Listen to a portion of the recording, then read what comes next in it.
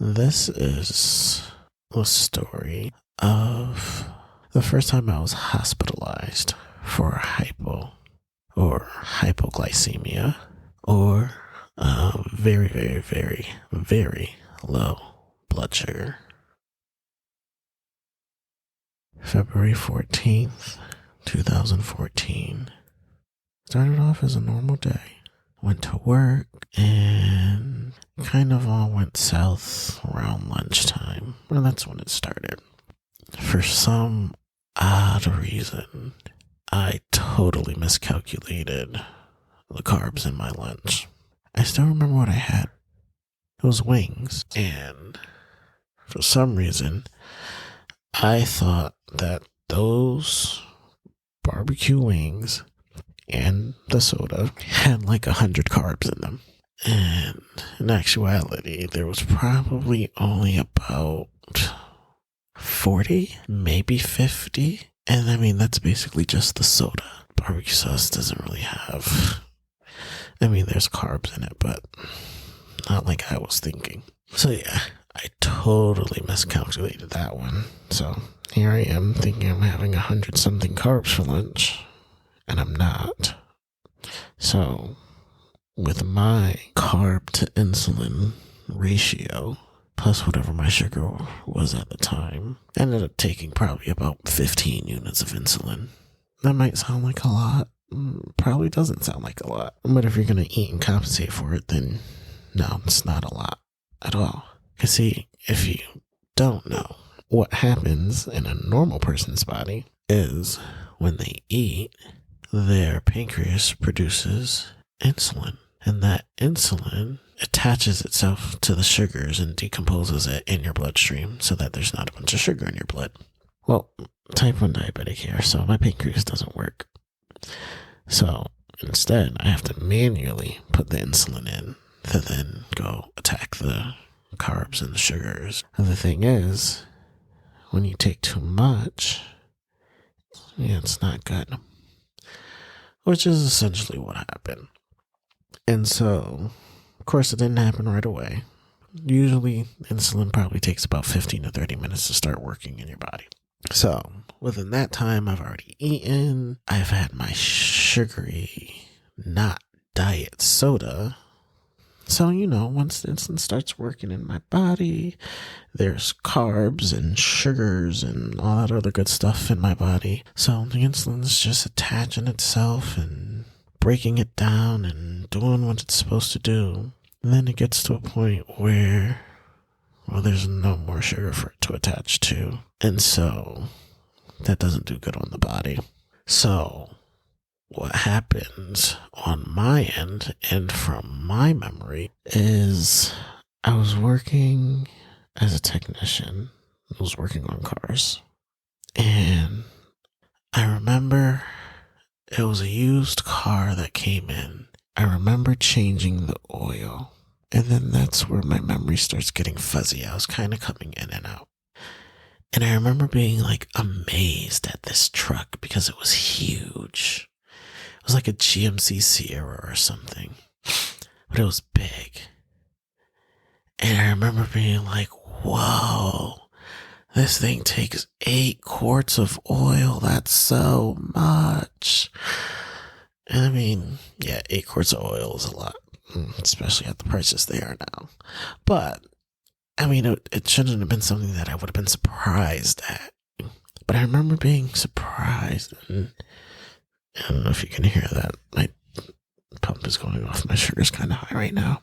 And then I kept getting in the truck, out of the truck, in the truck, out of the truck. I remember my coworker, he kind of turns around, he looks at me, he goes, "Hey, kid, are you okay?"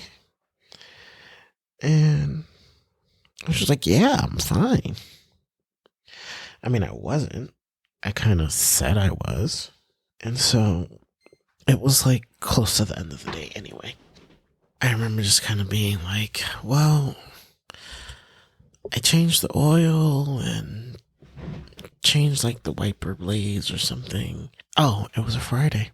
So it's also a Friday. So I'm trying to get out of there. Like, My thing was leave work and hit the gym and then go home. So it finally got to about 4:40ish. I was like, I'm going to leave this here. I'm going to leave it for Monday. I changed the oil. And then I remember thinking, something doesn't feel right. Like, I feel off and I couldn't pinpoint it. And I just said, whatever.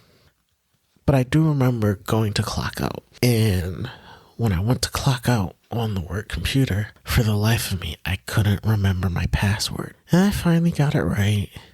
And I remember the boss looking at me and he goes, you okay? 'Cause you seem a little off. I don't remember what I said to him. Then I thought it was weird and I said, as I'm walking to the car, I'm like, it's weird that I couldn't remember my password. I should know my password. And then I said, oh, you know what? I think my sugar's low. And so I said, okay, well, I can't go work out with a low blood sugar. Duh. So I said, I'm going to go get something to eat, which to a normal person, that kind of makes sense. So literally, like, not even, I can't even say down the street from the job. It's like 0.02 miles. It's literally 30 seconds from the job. There's a Burger King and a McDonald's. Burger King comes up first. So I got in the car and I said, okay, I'm going to go to Burger King and grab myself something to eat so I can go work out. Because again, you can't work out with a low sugar. It's not good. So I go to the drive-thru in Burger King and I'm waiting and I'm waiting. I don't remember how many cars there were. Said, why am I waiting in this line for Burger King? This line is too long. I'm not going to wait for this. I'm just going to go to the gym. So what did I do? I got out of the line and I just, to this day, I still can't believe that I did that. But I wasn't thinking. I wasn't in my right mind. And I know that. But you kind of think like, how did you not know that? Someone living with this disease who knows what could happen and should have known what was actually happening. Had no clue, no idea. So I leave Burger King and I start driving to go to the gym. Well, the next thing I remember is hearing my CD player, radio. I was in the car, whatever. I was playing a CD. And my window was down. And I'm talking to this guy. And he's like, are you awake? Are you with it? What's going on? And I'm talking to him. But then I'm also singing. And he's asking me questions. And he's asking like who I was, if I knew where I was. And he's asking me for my license, for my registration. Turns out it was a cop. And I remember I pulled out my entire glove box. And it's literally not funny, but it is.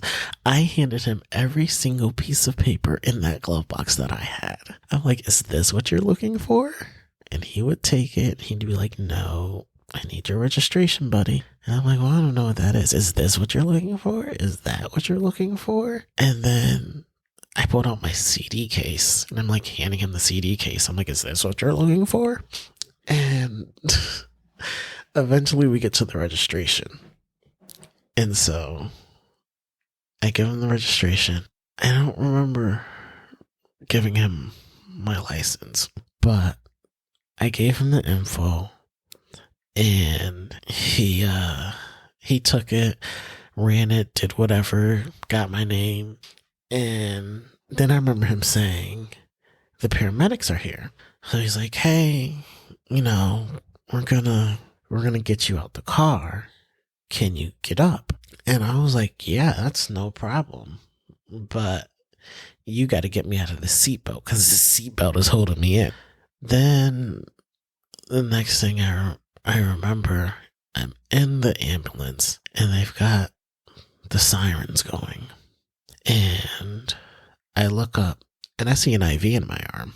And I go, oh no, you got to be careful. So the paramedic says, why? I was like, this IV has glucose in it, and I'm a diabetic. And he laughs and he goes, well, good, that's what we want, because we just tested your blood sugar and it was 25, I think he said. And I was like, oh no. He tested my sugar again on the way to the hospital and it was like 49. So he's like, okay, it's going up. We're on the right track. And then I remember asking, do you have any special request? And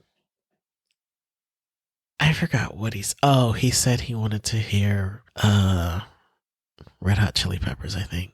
But basically, I told him, I was like, I know what song I want to sing for you, and I can't think of the words, so I'm just going to keep singing the song that I was singing. He was like, that's fine. And then, probably about halfway to the hospital, it kind of kicked in. I was like, wait, these are sirens. And he's like, yep. And I'm like, I'm in the back of an ambulance. And he's like, yep. And he's like, do you know what happened? And I'm like, no. And he kind of told me a little bit, and I literally broke down in tears and was crying. I couldn't believe it. I was in such a shock. I couldn't believe, like, it happened, and it happened to me, and it's just, how could I let this happen? I felt so disappointed. Like, how could I let this happen? But I remember getting to the hospital, and by that time my sugar had gone back up to like the 80s. So like at this point I'm kind of more fully aware of what's going on. I know where I am. I know how I got there. I'm still a little fuzzy on some details, but I'm coming back. I'm coming to, my memory's kind of keeping up. And so they got me inside a room, they admitted me, and then the police officer comes in. And so the police officer came in to check on me, talk to me, and from all the things that I don't remember, from what he said was, when he got the call, was that some random person saw me in my car on the side of the road, and they stopped, went to the car, looked, and they're like, yeah, there's a young kid in his car. He looks like he's awake, but I'm not sure. But I don't know what's going on. And they called it into 911. And he was the closest officer, and he took the call. And he kept saying, he said, I knew you weren't drunk. He said, somebody else might have said you were drunk. He's like, but I knew you weren't drunk, but I didn't know what. And I was like, well, did I show you my my wrist? Because I was wearing a medical alert bracelet. And he goes, no, you didn't show me your wrist. He's like, but just talking to you, I knew you weren't drunk, and I knew there was something wrong, and I was trying to get it out of you. He's like, it wasn't until closer to the end of the conversation that I realized that you were diabetic and your sugar was, very low.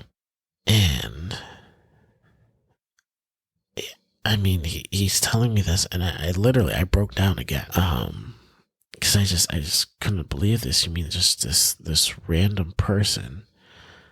I mean, who sees a car on the side of the road and then comes to it and looks inside and just kind of says, oh, this kid might need help? Yeah, that doesn't happen. That doesn't really happen. So I broke down again. And then, on top of all that, now I can't even find my phone. I know, I'm looking for my phone and all this, but I was supposed to be on the way to the gym and on my way home. I mean, I wouldn't have gotten home until like after 7 something, so it was probably like 5:30 or 6 o'clock-ish maybe. But, point being, I now have to call my parents. And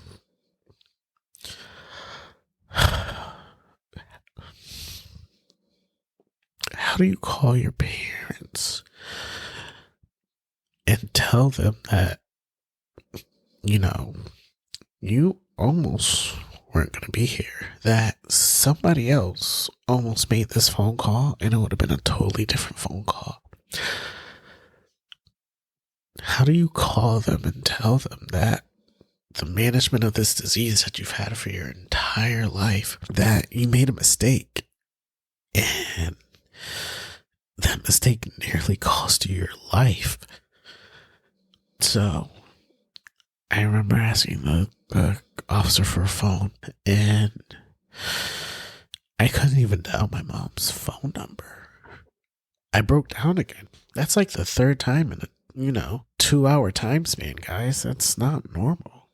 And so the officer stayed with me, and I finally took a deep breath, tried to sound all normal and whatnot. I dialed the phone, and I think I called the house first. Nobody picked up. So I called the cell phone. I called my mom's cell phone. And I was like, hey.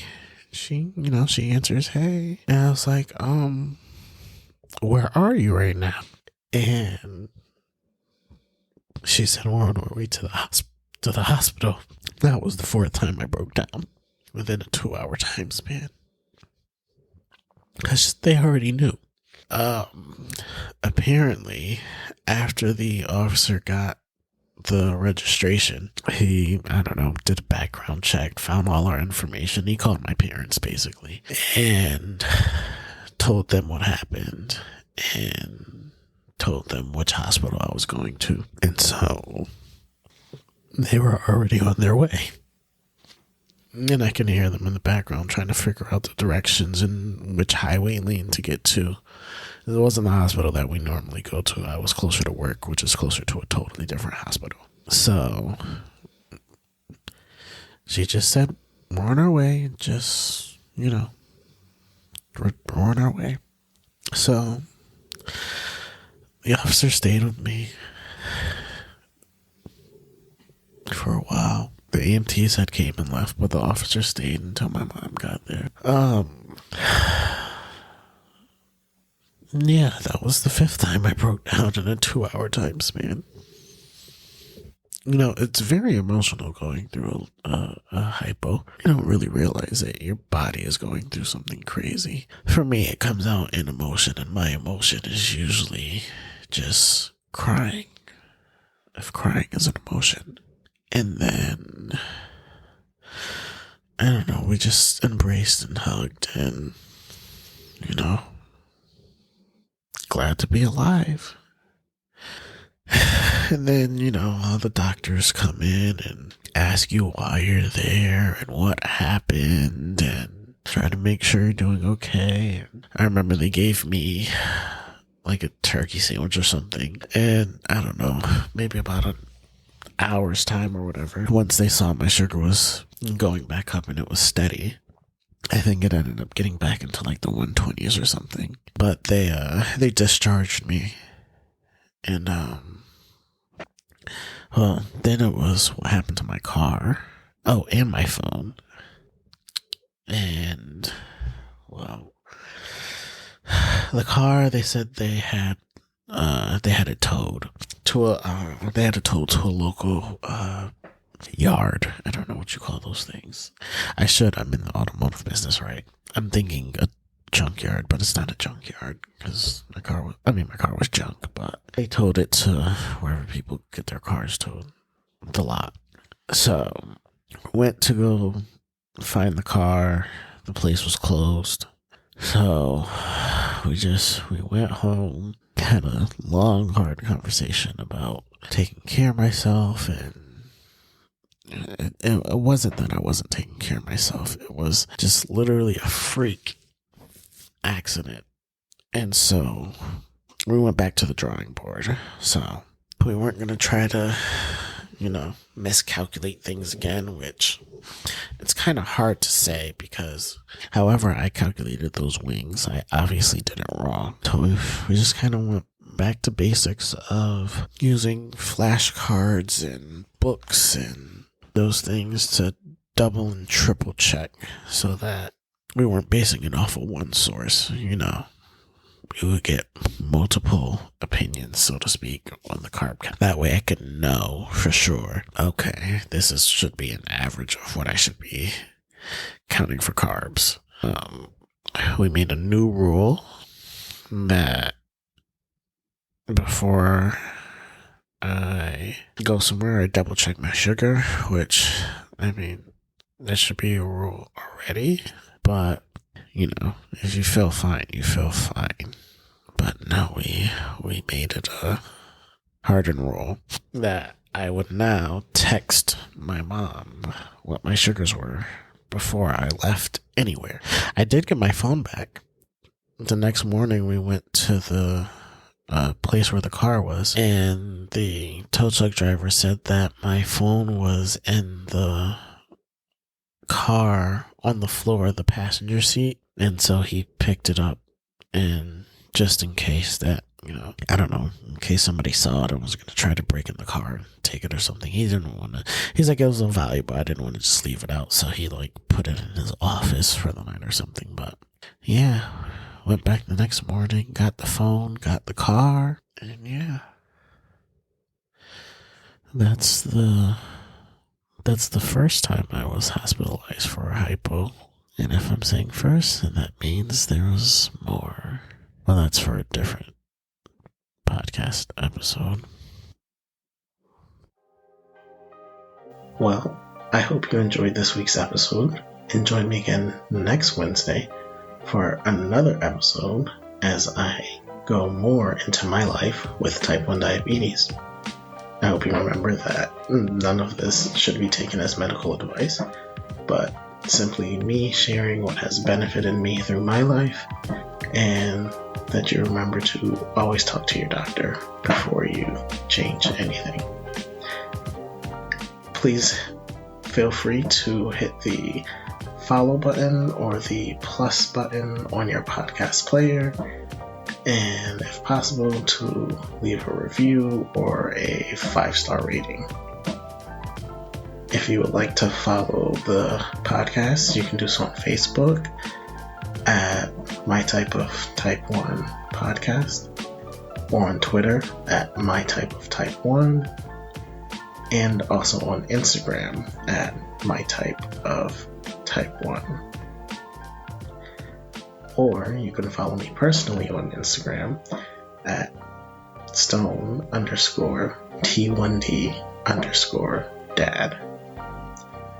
And you can always check out my website, mytypeoftype1podcast.com. Thank you, and see you next week.